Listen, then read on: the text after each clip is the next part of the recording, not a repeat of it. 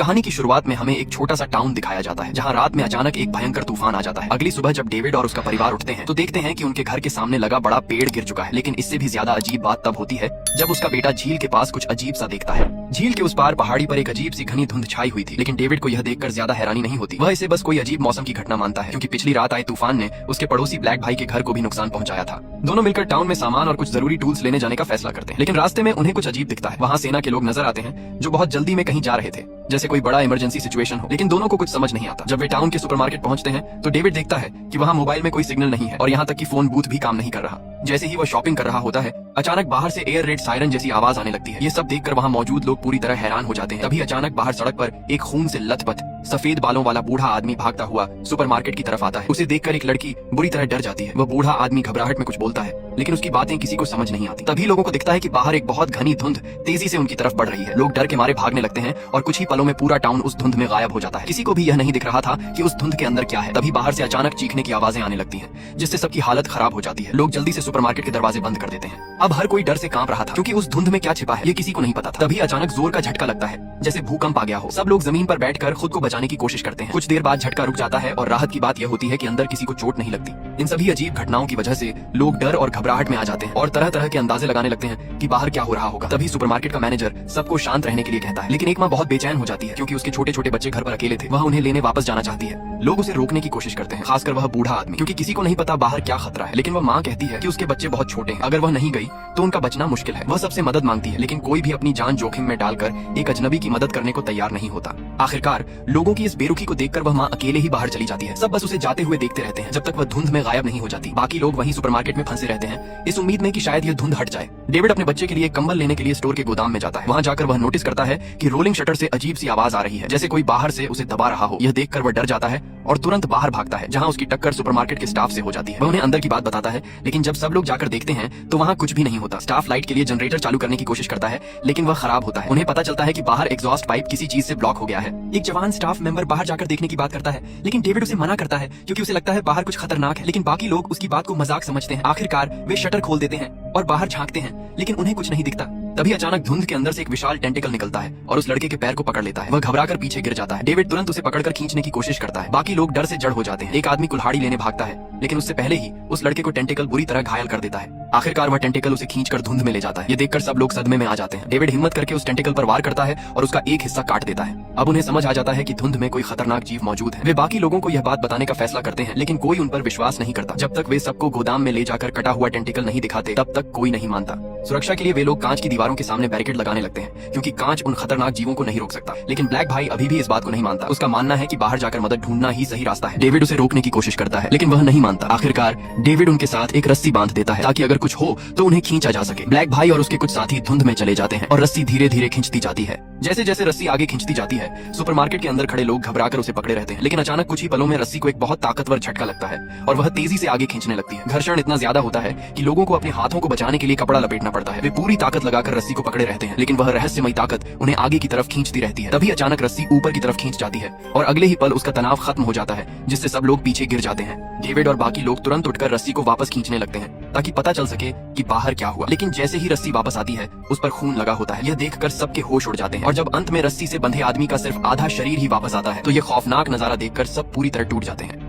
वे तुरंत सुपरमार्केट का दरवाजा बंद कर देते हैं। अब डर इतना बढ़ चुका था कि हर किसी की रीढ़ तक ठंडी पड़ गई थी। अब सबको समझ आ गया था कि बाहर क्या है और अब उनके पास बस एक ही रास्ता था, अंदर रहकर किसी चमत्कार का इंतजार करना, क्योंकि गोदाम का जनरेटर काम नहीं कर रहा था। इसलिए उन्हें अस्थायी बिजली के सहारे रात गुजारनी थी। लेकिन यह रात किसी भी तरह आसान नहीं होने वाली थी। रात के समय जब कुछ लोग बाहर नजर रख रहे होते हैं, तभी उनमें से एक को अचानक कांच पर कुछ बड़ा सा दिखाई देता है। डेविड तुरंत वहाँ पहुँचता है और देखता है कि एक अजीब तरह का विशाल कीड़ा कांच पर चिपका हुआ है, जो किसी म्यूटेंट मच्छर जैसा दिख रहा था। कुछ ही देर में ऐसे और भी कीड़े वहाँ आने लगते हैं और कांच के पास इकट्ठा होने लगते हैं। शुरुआत में वे हमला नहीं करते, जिससे लोगों को थोड़ी राहत मिलती है, लेकिन तभी अचानक एक और डरावना जीव सामने आता है, कुछ ऐसा जो किसी उड़ने वाले राक्षस जैसा दिखता है। वह इन कीड़ों का शिकार करने लगता है। जल्द ही हालात बिगड़ जाते हैं, क्योंकि उस जीव के हमले से कांच टूटने लगता है। लोग घबराकर इधर उधर भागने लगते हैं। डेविड तुरंत लाइट बंद करने के लिए कहता है, ताकि वे ध्यान न खींचे, लेकिन तब तक बहुत देर हो चुकी होती है। जैसे जैसे और ऐसे जीव वहाँ आते हैं, कांच आखिरकार टूट जाता है और एक बड़ा छेद बन जाता है। अब वे सारे कीड़े और उड़ने वाले राक्षस अंदर घुसने लगते हैं। एक लड़की को कीड़े काट लेते हैं और कुछ ही देर में उसके चेहरे पर इन्फेक्शन फैल जाता है, जिससे उसकी मौत हो जाती है। वहीं एक आदमी पर उन राक्षसी जीवों में से एक हमला कर देता है और वह मौके पर ही मर जाता है। डेविड और बाकी लोग तुरंत आग जलाकर उन्हें भगाने की कोशिश करते हैं। एक आदमी जलती हुई मशाल लेकर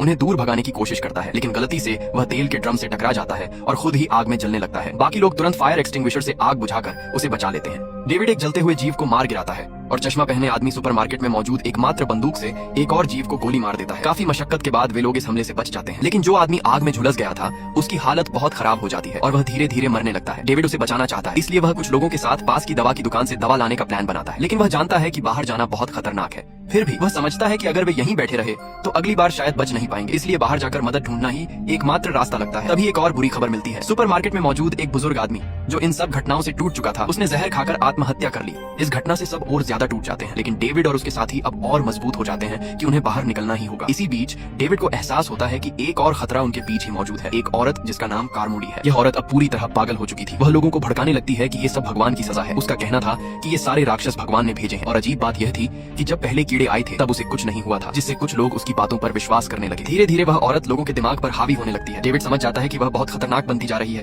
क्योंकि अगर लोग उसके पीछे लग गए तो वह कुछ भी करवा सकती है। अगली सुबह जब डेविड दवा लाने बाहर जाने की बात करता है तो कारमोडी उसे रोकने की कोशिश करती है। वह कहती है कि ऐसा करने से सबकी जान खतरे में पड़ जाएगी, लेकिन फिर भी कुछ लोग डेविड का साथ देने के लिए तैयार हो जाते हैं। आखिरकार डेविड अपने कुछ साथियों के साथ सुपरमार्केट से बाहर निकलता है और दवा की दुकान की तरफ बढ़ता है, लेकिन वहां पहुंचकर उन्हें एहसास होता है कि वहां कोई भी जिंदा नहीं बचा है। सब कुछ डरावनी खामोशी में डूबा हुआ था। जैसे ही डेविड और उसके साथी दवा की दुकान के अंदर जाते हैं, वहां का माहौल बेहद डरावना और खामोश होता है। अभी वे ठीक से समझ भी नहीं पाते कि वहां क्या हुआ है, तभी अचानक एक सैनिक के शरीर के अंदर से बहुत सारे मकड़ियां निकलने लगती हैं और कुछ ही पलों में वह मर जाता है। यह नजारा देखकर सबके होश उड़ जाते हैं, लेकिन इससे भी ज्यादा खौफनाक बात यह थी कि वहां विशालकाय मकड़ियां भी मौजूद थी। ये देखकर सुपरमार्केट से आए लोग डर के मारे वहीं जम जाते हैं। तभी चश्मा पहने आदमी तुरंत अपनी बंदूक निकालता है और एक मकड़ी को गोली मार देता है, लेकिन असली खतरा अभी बाकी था। उन मकड़ियों के जाले बेहद खतरनाक थे। उनके जाले में ऐसा जहरीला असर था कि जो भी उससे छूता उसकी त्वचा गलने लगती थी। जैसे ही वे लोग अंदर बढ़ते हैं और ज्यादा मकड़ियां जाग जाती हैं और उन पर हमला कर देती हैं। एक आदमी का पैर गलती से जाले से छू जाता है और उसकी पैंट अलग हो जाती है, साथ ही उसकी त्वचा भी उधड़ जाती है। दूसरा आदमी सीधे चेहरे पर जाला लगने से वहीं मर जाता है। हालात बेकाबू होते देखकर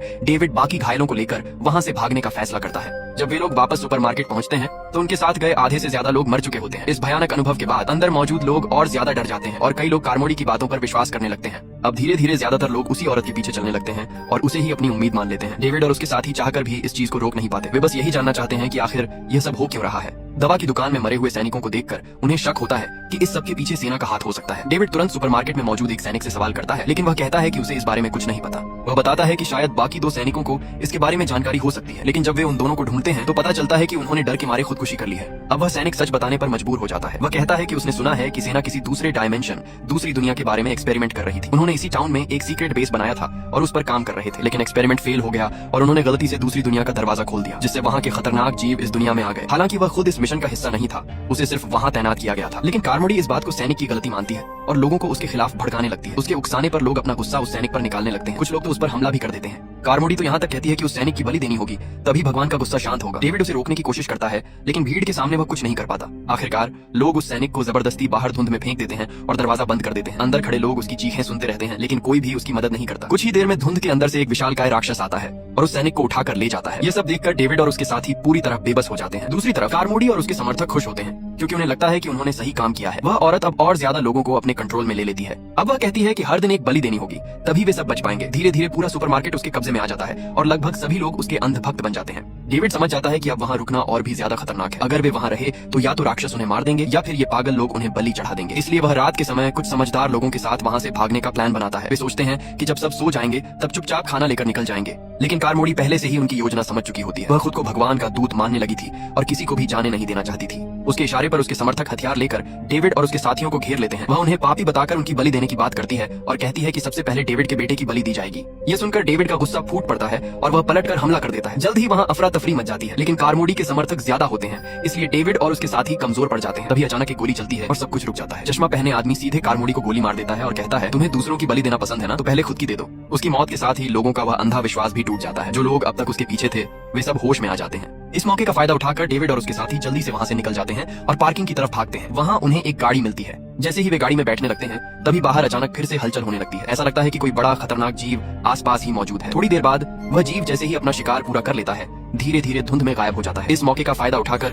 डेविड अपने बच्चे को उठाता है और बाकी लोगों के साथ तेजी से गाड़ी में बैठ जाता है। वे कुछ देर इंतजार करते हैं ताकि यकीन हो जाए कि खतरा टल गया है। फिर हॉर्न बजाकर उन 3 लोगों को बुलाने की कोशिश करते हैं जो उनसे अलग हो गए थे, लेकिन जवाब में सिर्फ चीखें सुनाई देती हैं। असल में सुपरमार्केट का मैनेजर और उसके साथ गए 2 लोग धुंध में रास्ता भटक गए थे और उन पर मकड़ी जैसे राक्षसों ने हमला कर दिया था। उनमें से एक आदमी को तो राक्षस ने तुरंत ही पकड़ लिया और बाकी लोग भी बच नहीं पाए। इतनी छोटी सी दूरी भी उनके लिए पार करना नामुमकिन हो गया। जो बचा वह भी डर के मारे वापस सुपरमार्केट की तरफ भाग गया, लेकिन फिर कभी दिखाई नहीं दिया। उनकी दर्दनाक चीखें धीरे धीरे बंद हो जाती हैं और डेविड समझ जाता है कि वे अब नहीं बचे। गाड़ी के पास खड़े डेविड को एक बंदूक दिखाई देती है। वह उसे उठाने जाता है, तभी पास में मौजूद मकड़ी जैसे राक्षस गंध सूंघकर उसकी तरफ बढ़ने लगते हैं। खतरा बहुत करीब आ चुका था। डेविड तुरंत बंदूक उठाकर गाड़ी में बैठ जाता है और दरवाजा बंद कर देता है। एक राक्षस गाड़ी के शीशे पर जोर से टकराता है, जिससे अंदर बैठे लोग डर के मारे कांप उठते हैं। लेकिन शायद वह पहले ही शिकार कर चुका था, इसलिए वह आगे हमला नहीं करता और धीरे धीरे वहाँ से चला जाता है। किसी तरह वे लोग इस खतरे से बच जाते हैं। अब डेविड गाड़ी स्टार्ट करता है और धीरे धीरे वहाँ से निकलता है। वे बहुत सावधानी से कम स्पीड में सुपरमार्केट के सामने से गुजरते हैं। गाड़ी में कुछ खाली सीटें भी होती हैं, लेकिन अब कोई भी बाहर आने की हिम्मत नहीं करता।